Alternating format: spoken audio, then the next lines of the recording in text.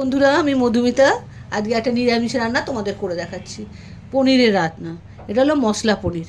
আমি এই ফ্রাই প্যানটা বসিয়েছি, ইন্ডাকশানটা চালু করে দিলাম। এবার ফ্রাই প্যানটা একটু গরম হোক।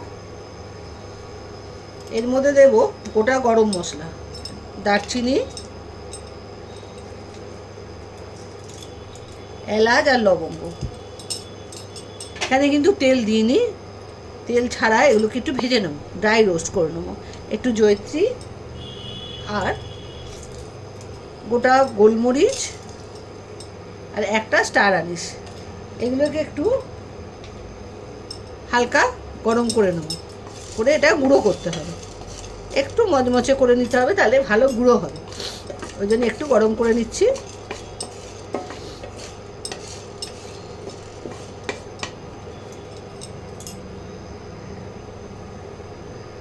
একটু ভাজা ভাজা হয়ে গেছে, গন্ধ বেরোচ্ছে। এবার এটাকে আমি নামিয়ে নিচ্ছি।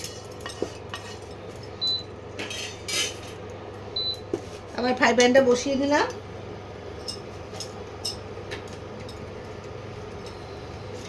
ফ্রাই প্যানটার মধ্যে এবারে আমি সাদা তেল দিচ্ছি। তেলটা একটু গরম হোক।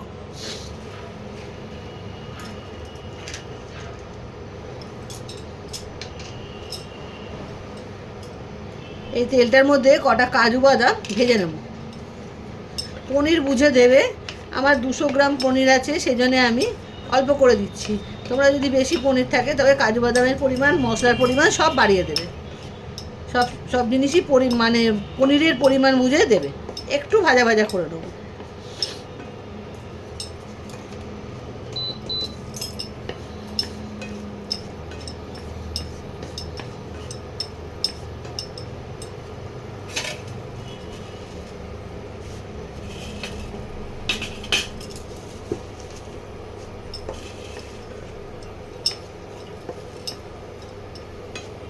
একটু লাল হলেই তুলে নিতে হবে।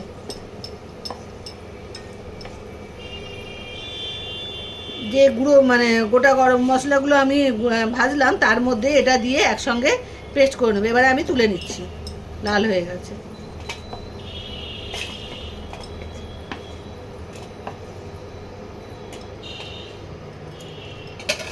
এটা একটু ঠান্ডা করে তারপরে গুঁড়ো করতে হবে। এবারে আমি এই তেলের মধ্যেই পনিরগুলোকে হালকা করে ভেজে নেব।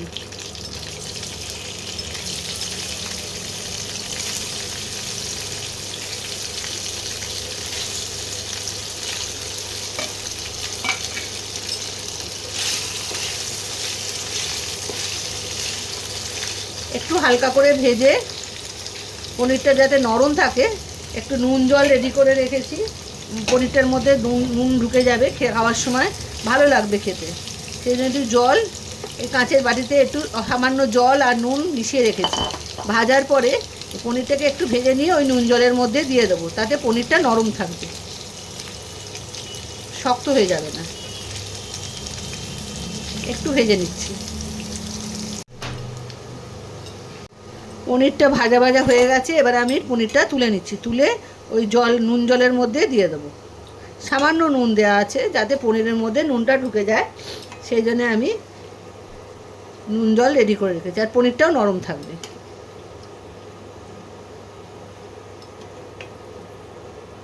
এইভাবে আমি পনিরটা তুলে আর জলের মধ্যে দিয়ে দিচ্ছি।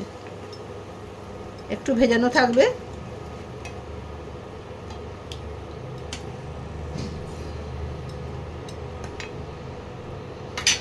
এই দেখো, এইভাবে ভিজিয়ে নিতে হবে, তাহলে পনিরটা নরমও থাকবে আর ভেতরে নুনও ঢুকে যাবে।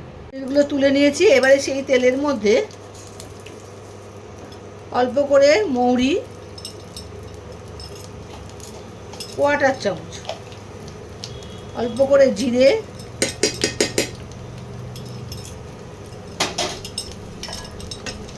এগুলো ফোড়নের জন্য দিচ্ছি।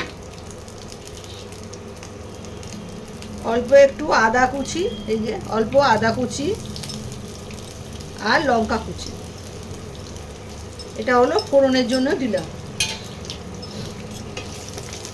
এবার একটু ভাজা ভাজা করে নিয়ে একটু সুন্দর গন্ধ বেরোলে তখন অন্য মশলাগুলো দেব।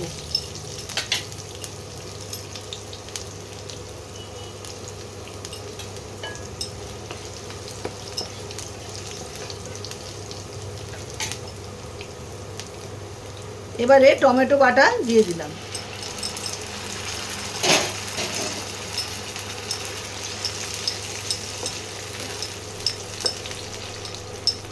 এই টমেটো বাটাটা একটু মানে ভাজা ভাজা একটু কষাতে হবে, কারণ টমেটোর কাঁচা গন্ধটা থাকলে খেতে ভালো হবে না।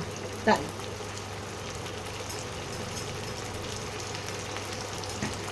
এবারে এর মধ্যে দিয়ে দিলাম হলুদ গুঁড়ো, আন্দাজ মতো হলুদ গুঁড়ো, আর দিলাম কাশ্মীরি লঙ্কার গুঁড়ো।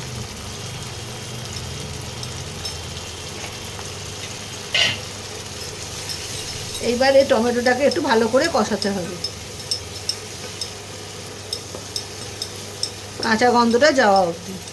কাঁচা গন্ধটা চলে গেছে, এর মধ্যে দিয়ে দেবো চিনি সামান্য। নিরামিষ রান্না তো একটু মিষ্টি মিষ্টি হতে হয়, নাহলে খেতে ভাল লাগবে না। আর স্বাদ মতো নুন।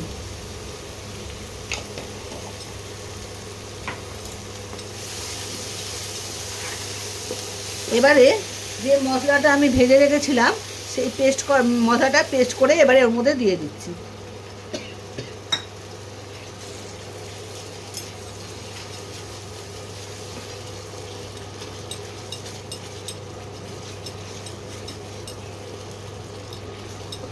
এবার এটা দিয়ে একটু কষাতে হবে মশলাটাকে।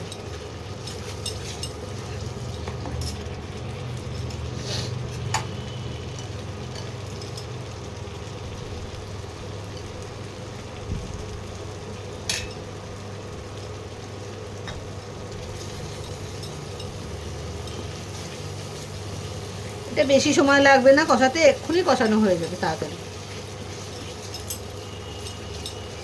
মশলাটা দিয়ে তেল ছাড়তে আরম্ভ করে দিয়েছে। এবার আমি দিয়ে দেবো যে বাটিতে মশলাটা রেখেছিলাম সেই বাটি ধোয়া জলটা।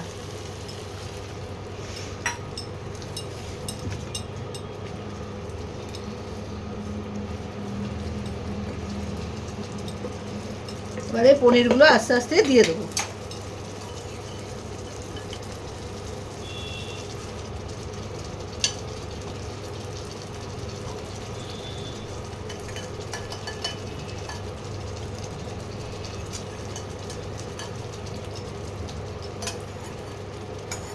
একটু পনিরের সঙ্গে মশলাটা একটু মিশে যাক, তারপরে নামিয়ে ফেলবো।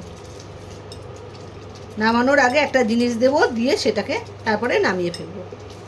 একটু মশলাটার সঙ্গে পনিরটা মিশে যাক, 5 মিনিট লাগবে। দেখো বন্ধুরা, 5 মিনিট হয়ে গেছে, পনিরটার সঙ্গে মশলাটাও মিশে গেছে। এবারে আমি একটু কেসুরি মেথি ওপর থেকে ছড়িয়ে দেবো, দিয়ে আর নামিয়ে ফেলবো। ব্যাস রেডি হয়ে গেল মশলা পনির। এটা একটু মিশিয়ে নিতে হবে, মিশিয়ে নিলেই ব্যাস কমপ্লিট। খুব তাড়াতাড়ি রান্নাটা হয়ে যায়, একটু ভিডিওটা দেখলেই তোমরাও করতে পারবে, খুব সোজা রান্না। এবার আমি এটাকে নামিয়ে ফেলবো। নামিয়ে নিয়ে তোমাদের দেখাচ্ছি। বাটিতে ঢেলে নিয়েছি, ঢেলে নিয়ে এবারে দেখো কি সুন্দর দেখতে লাগছে। তোমরা পুরো ভিডিওটা দেখে মশলা পনিরটা করে খেও, খুব ভালো লাগে খেতে। আর তোমরা করে খেও আর আমাকে জানিও কিন্তু কমেন্ট করে কেমন রান্নাটা তোমাদের কেমন লাগলো। তোমরা ভালো থেকো, সুস্থ থেকো। আজ আসি, বাই বাই।